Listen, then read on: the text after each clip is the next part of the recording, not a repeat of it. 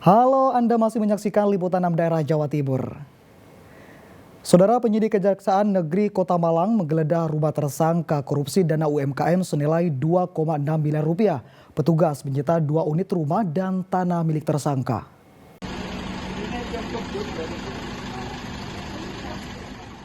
Tim Kejaksaan Negeri Kota Malang menggeledah rumah Ketua Koperasi Serbaguna KSU Montana Dewi Maria di kawasan Lesanpuro, Kota Malang. Hasilnya seperangkat komputer dan berbagai berkas dokumen koperasi disita petugas. Komputer itu digunakan untuk membuat dokumen perjanjian utang piutang KSU Montana kepada nasabah. Sementara dokumen yang disita berisi perjanjian utang piutang. Petugas sekaligus menyita aset milik tersangka, yakni 2 aset tanah dan bangunan di kawasan Lesanpuro, Kota Malang. Masing-masing seluas 90 meter persegi yang tercatat atas nama Misbahudin, suami Dewi Maria.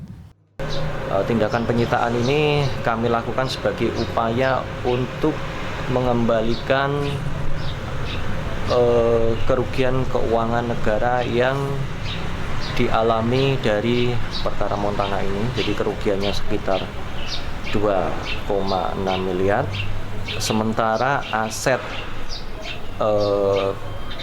asetnya tersangka sementara yang sudah kita sita ada 2, yaitu tanah dan bangunan yang ada di Lesanpuro, Kecamatan Kedung Kandang.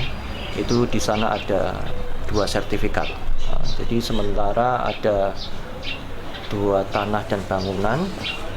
Kejari menetapkan Ketua dan Bendahara Koperasi Serba Usaha Montana dalam perkara penyalahgunaan dana alokasi bantuan usaha mikro, kecil, dan menengah atau UMKM dari Lembaga Pengelola Dana Bergulir LPDB Kementerian Koperasi.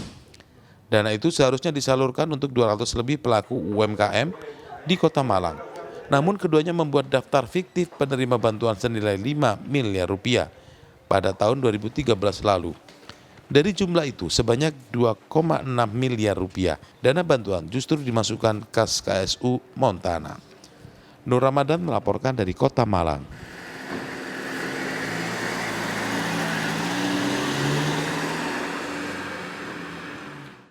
Sementara itu, saudara, polisi membekuk 5 anggota mafia tanah yang memalsukan dokumen pejabat pembuat akte tanah untuk balik nama sertifikat 11 bidang tanah di Kota Batu.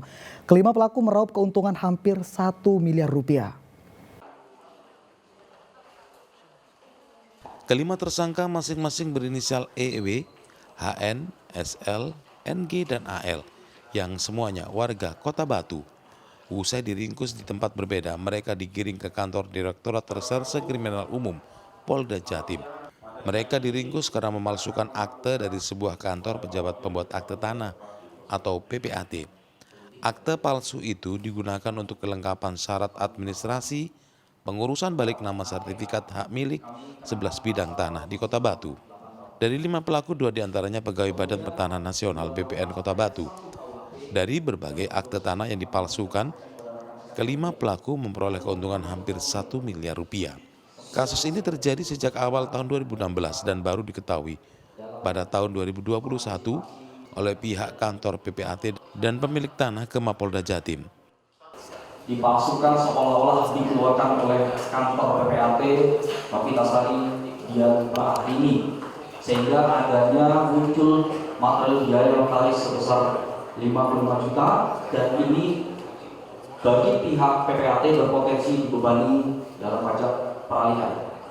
Kemudian akibat yang ditimbulkan secara materi kedua adalah bagi kantor Bapeda, bagi kantor Bapeda Kota Batu, karena adanya proses peralihan hak dan tidak adanya pajak yang masuk ke kantor Bapeda, maka muncul kerugian terhadap negara sebesar 26 juta sekian yang bersumber dari harusnya adanya pajak masuk ke pemerintah Kota Madiabel. Kelima tersangka dikenakan berbagai pasal tentang pemalsuan dokumen resmi dan terancam 8 tahun penjara. Rahmat Hidayat melaporkan dari Surabaya.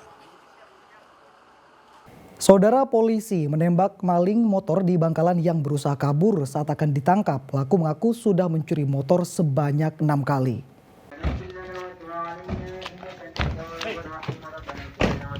Sabar namanya.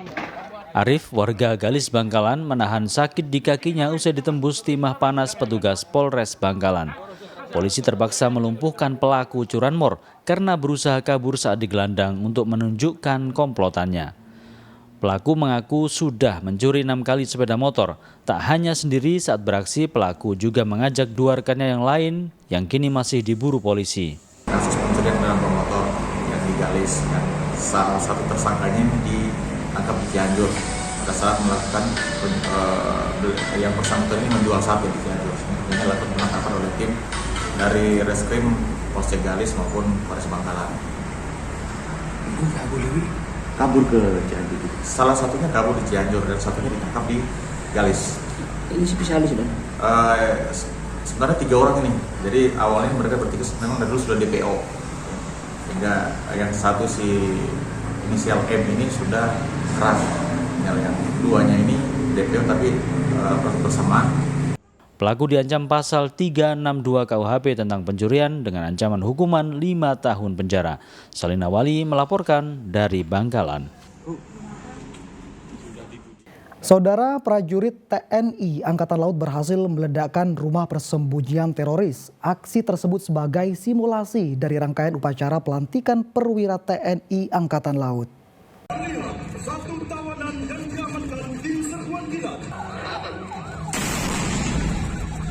Inilah suasana prajurit TNI Angkatan Laut yang berhasil melumpuhkan aksi terorisme hingga meledakkan rumah persembunyian teroris. Aksi tersebut bagian dari rangkaian upacara prasetya perwira Diktupa TNI AL Angkatan ke-53 tahun 2023 di Bumi Moro, Surabaya. Upacara pelantikan perwira TNI AL berlangsung khidmat dan dipimpin oleh Laksamana TNI AL Muhammad Ali Kasal. Sebanyak 217 siswa Diktupa TNI AL perwira dilantik, diantaranya 202 siswa laki-laki dan 15 siswa perempuan. Kasal berpesan agar menjaga segala perilaku di masyarakat serta nama baik TNI AL. Mereka ini juga terdiri dari berbagai korps, ada pelaut, teknik, elektro, supply, kemudian hukum, kemudian ada marinir, dan ada korps khusus. Ya. Alhamdulillah semuanya berjalan lancar sampai dengan saat wisuda hari ini. Mungkin itu yang bisa saya infokan kepada rekan-rekan media. Ya, pesannya mereka kan baru saja merubah status ya, dari tadinya bintara menjadi perwira. Jadi mereka harus mengetahui kode etik perwira. Kemudian juga mereka harus mengubah perilaku, pola tindak ya, yang sekarang ini mereka harus sudah menjadi pemimpin dan memiliki anak buah yang lebih banyak. Untuk itu contoh suri tauladan sangat diperlukan. Selain atraksi memberantas terorisme, prajurit TNI AL juga mempertunjukkan berbagai tarian daerah seperti tarian Jawa, Bali, dan Kalimantan. Slamet Riyadi melaporkan dari Surabaya.